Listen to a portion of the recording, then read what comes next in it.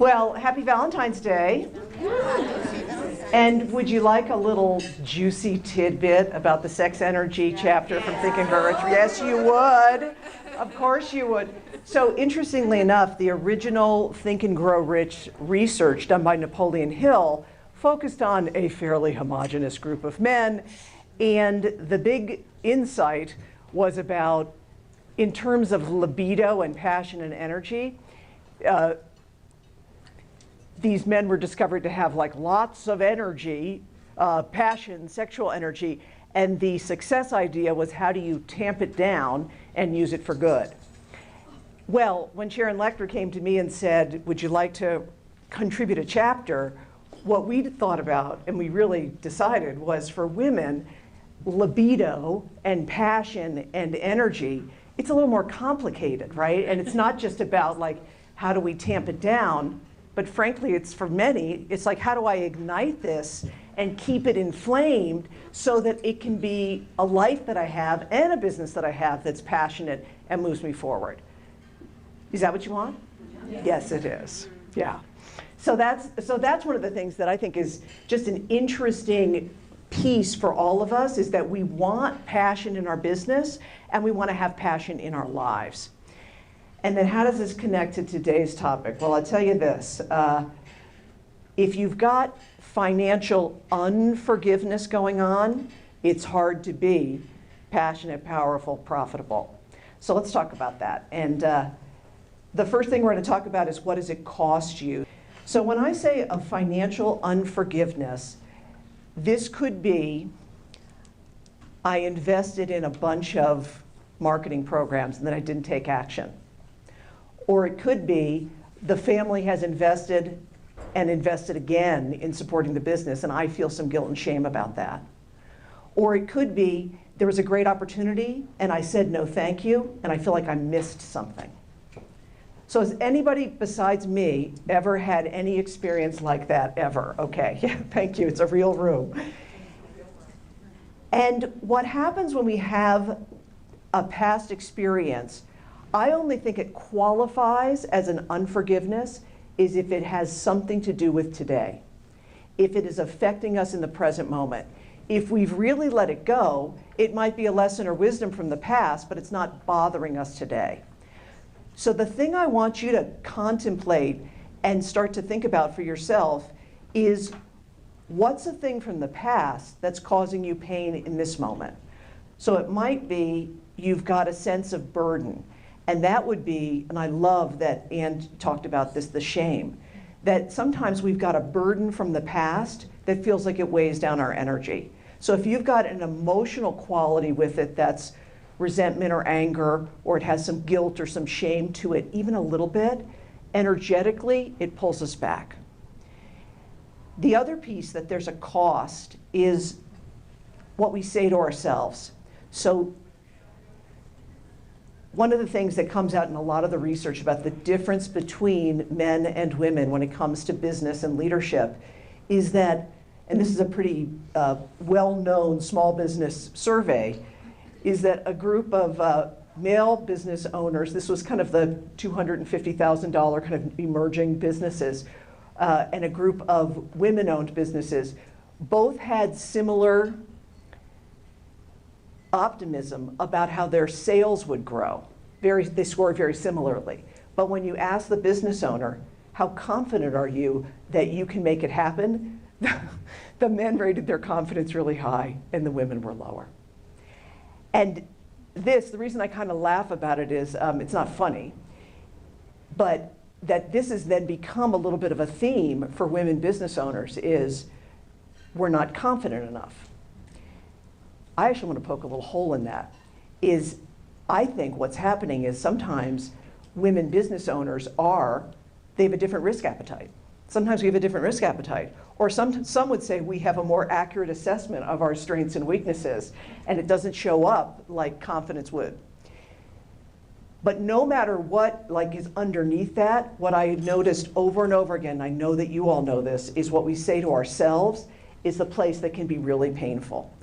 So for many women, the things we say in our own ears about our capacity to be successful in our businesses is sometimes absolutely squelching our creativity, blocking us from innovation because we feel so bad about ourselves. The other thing I noticed about this is we say things to ourselves that we would never say to one of the fabulous, hardworking, radiant women who are at our table. It's true. And the final place where this costs us, and I'd like you to really think, like for yourself, one specific thing that we're going to take through this process, is the final place that it costs us is we miss opportunities going forward.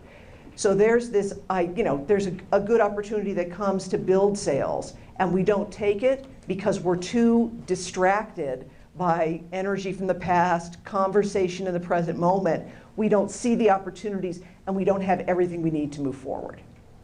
So this is painful, yes? Yeah. Would you like a 3-step process to move on from this? Of course you would. Right? So and have I missed anything? Is there anything else in this that it feels like it costs you? Anything else that it's pain, energy, draining? People are tracking? You feel like this? Yeah, okay. In order to move on, one of the things that's most important, and I love that Julie just played the summit piece where Sandra says, there's something bigger than we could even imagine. The place to begin to shift out of this unforgiveness is to start with a larger perspective. So what I'd like you to do is just go ahead and take your head and just dip it down about 30 degrees. And you could look at your handout or just think about the thing that's from the past. And just everybody just feel a little weight and just give a little ugh. Everybody say it together. Ugh. And stay there for a moment. Now I'm going to ask you a question. This thing from the past, is it the total story of you? No. There's something greater, isn't there? Yeah. So I'm going to encourage you to just look up, kind of your head at neutral, and then take one more notch up.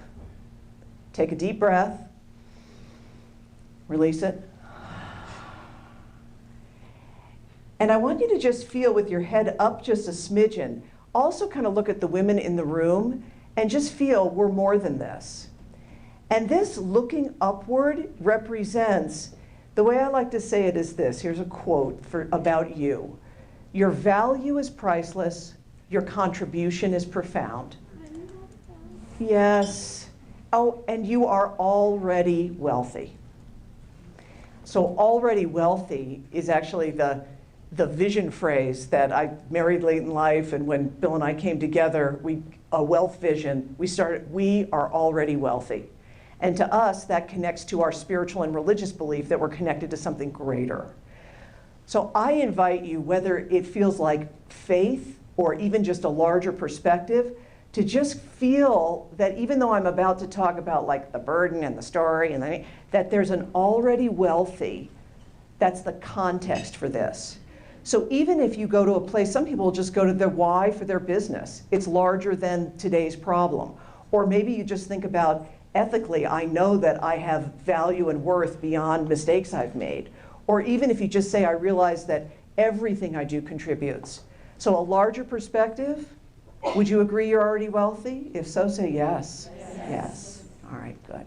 So now we'll get into like the 3-step process, and I'm going to show 3 slides. And if you want the slides as a follow-up, there's a little follow-up sheet. I'm going to grab one from Wendy here. Yes. On the little follow-up sheet, if you want today's slides, go ahead and write slides on the top and make sure you get them.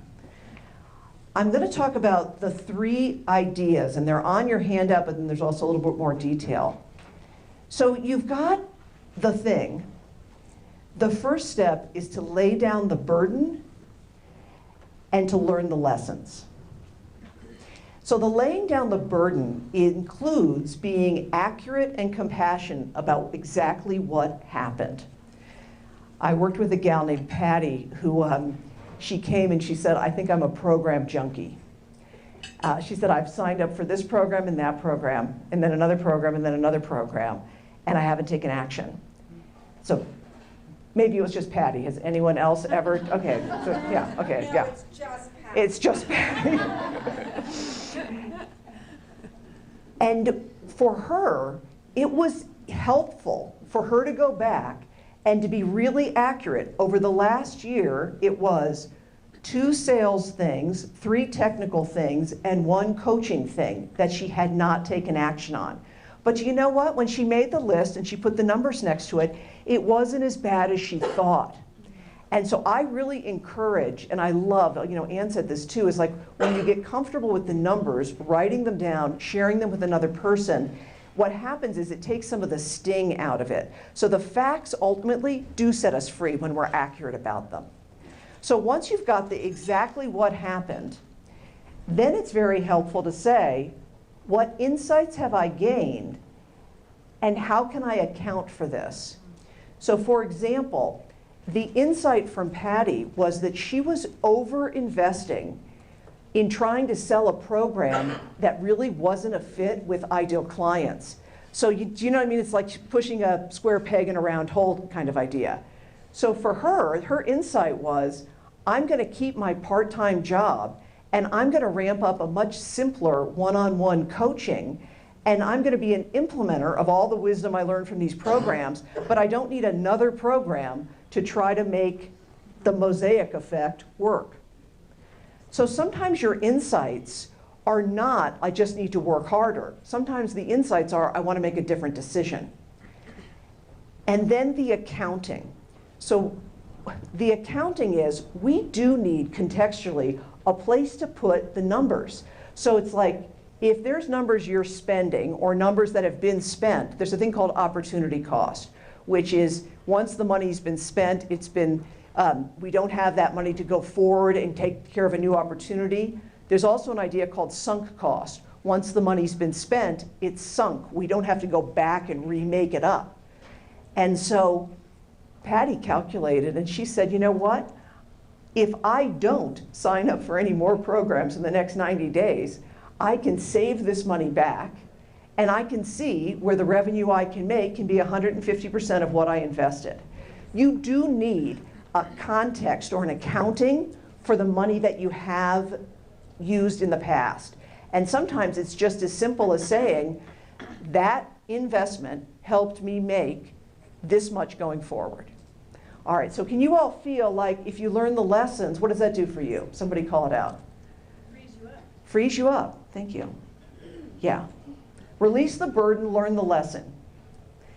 The next piece is around the self-talk. So in the present moment, what are you saying to yourself?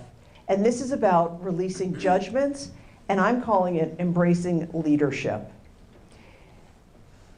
The judgments have to do with the emotions that I'm feeling and what I say to myself about what happened.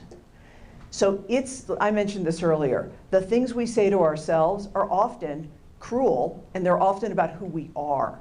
So, sometimes it's like, I'm so stupid, or I'm an idiot. Like, that's the kind of thing that women will say to themselves about decisions and choices and things that they've done.